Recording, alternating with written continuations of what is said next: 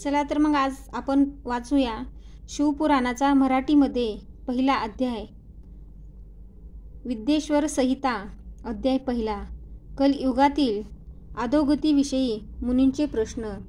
श्री व्यास म्हणतात, गंगा यमुना संगमावरील पवित्र प्रयागक्षेत्र अनेक सत्यव्रती तेजस्वी अशा महामुनींना एक महायज्ञाचे आयोजन केले. याविषयी ऐकून माझे शिष्य सुत महर्षी तेथे गेले.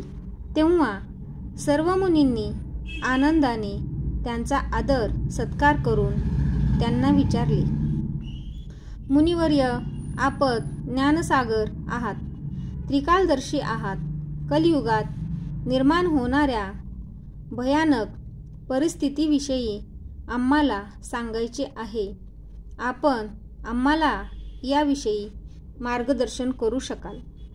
येणाऱ्या कलियुगात माणसे दुराचारी, पापी, असत्यभाषी, परनिंदक, परद्रव्यभिलाषी, परस्त्री गमनी, मूर्ख, नास्तिक, पशु, बुद्धीची, माता पित्यांचा द्वेष करणारी, कामपिपासू आणि देहाला आत्म मानणारी असतील.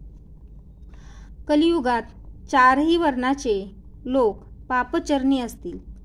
ते आपले विविध कर्म सोडून इतरांना त्रास देतील.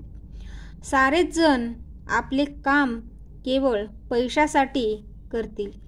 इतरांना फसवतील, मनात दृष्ट भाव ठेवतील, सर्वांचा द्वेष करतील. स्त्री पुरुष आपल्या पती पत्नीशी एकनिष्ठ राहणार नाहीत. आपापला स्वधर्म सोडून इतर कर्म करतील.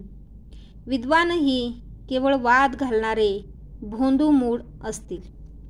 कलियुगात वर्णव्यवस्था नीट राहणार नाही. वर्णसंकर होऊन कोणीही कोणतेही काम करेल आणि इतरांचा द्वेष करेल. प्रत्येकजण स्वतःला श्रेष्ठ समजेल आणि इतरांना कनिष्ठ. स्त्रिया पतिनिष्ठ नसतील. त्या सासू सासऱ्याविषयी आदरभाव बाळगणार नाही.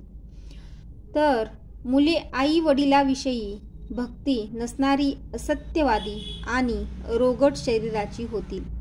अशा बुद्धिभ्रष्ट स्वधर्माचा त्याग करणाऱ्या परलोकी उत्तम गती कशी मिळेल?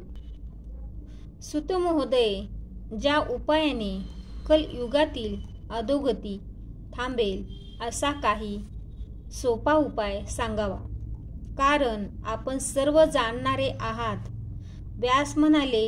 हे ऐकून श्री सुतांनी भगवान शंकराचे स्मरण केले व ते मुनींना मार्गदर्शन करू लागले. पहिला अध्याय समाप्त.